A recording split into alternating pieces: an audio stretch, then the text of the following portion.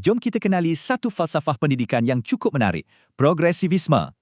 Pernah tak rasa bosan dalam kelas atau kena hafal benda yang anda tak minat langsung? Tapi, tahu tak, ada satu falsafah pendidikan yang berfikir secara berbeza. Ia dipanggil progresivisme. Di sini, kurikulum ialah satu pengalaman, bukan sekadar senarai subjek. Pengalaman ini dibina khas mengikut minat, keperluan dan kebolehan anda sebagai seorang pelajar. Pengasasnya, John Dewey, percaya pada pragmatisme, iaitu pembelajaran melalui amalan praktikal. Jadi, apa yang paling penting dalam kelas progresif? Jawapannya mudah, anda. Kurikulumnya ada 3 fokus utama, minat anda, masalah sebenar dan gabungan subjek. Pembelajaran bermula dengan apa yang anda nak tahu, bukan apa yang buku teks suruh hafal. Anda juga akan belajar selesaikan masalah dunia sebenar, barulah rasa relevan kan?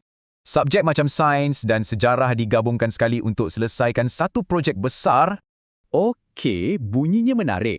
Tapi, macam mana ia berfungsi dalam kelas? Kuncinya satu, learning by doing. Atau dalam kata lain, belajar sambil buat. Cuba bayangkan, anda bukan setakat baca pasal pencemaran, tapi anda sendiri yang cipta penyelesaiannya. Sebabnya, ilmu dan pengalaman tak boleh dipisahkan. Pengetahuan sebenar datang dari tindakan. Jadi, kenapa semua ini penting? Apa matlamat akhir di sebalik semua ini?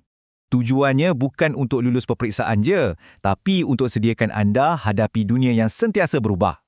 Jadi, ingat 3 perkara ni. Berpusatkan pelajar, berasaskan pengalaman dan fokus pada penyelesaian masalah. Akhir sekali, cuba fikirkan.